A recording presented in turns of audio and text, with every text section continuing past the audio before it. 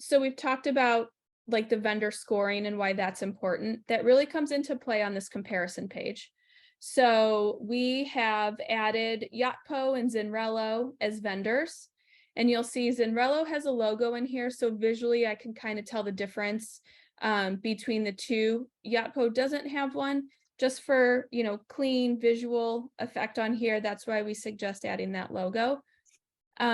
But this is where these percentages start to come into play. So these are all of the sections from the requirements tab. And if I pop one open, these are all of the requirements that project stakeholders have ranked. Now, if we had vendors who have answered within here, I would be able to see a side-by-side comparison of their answers to the project criteria. This percentage match is that calculation of how have my stakeholders ranked criteria, how has the vendor answered it, and how have I scored that answer? And that's where these percentages come into play. So if you really like a vendor's answer, maybe this percentage match is going to be a lot higher than Zinrello.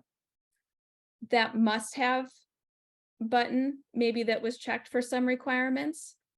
If I click that and we only checked one, I'd be able to see all of our must-haves, the things that we've said are absolutely important to this, vendor moving forward.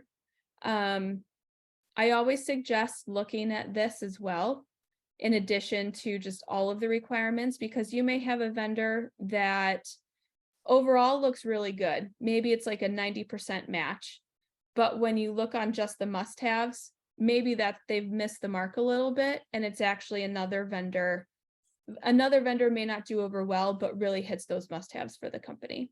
Got it. Okay. So now we're at the point where the RFP is filled out. The customer here or our member has gone through and ranked all the questions. And then they'll see a score at the top that sort of ranks each vendor against each other based on the criteria set out. And so now at this point, it's up to the person running the RFP to decide which of the vendors, based on their score, that they want to have a follow-up meeting with. Correct. Yep.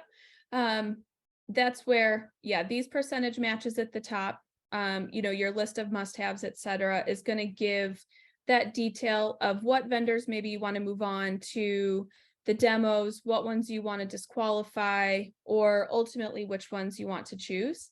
And that is this overview page 2. For organizational sake, I really like these features because I can say, okay, I want to shortlist this one. And I'll say they're completed. And Okay. Save it. You can also disqualify as well. So if some vendors not working out well, I've got this visual right here that maybe they're answered, but we've DQ'd them for some reason. And, gives you a little bit more insight and, visual into where each vendor is at within the process. All right. Excellent.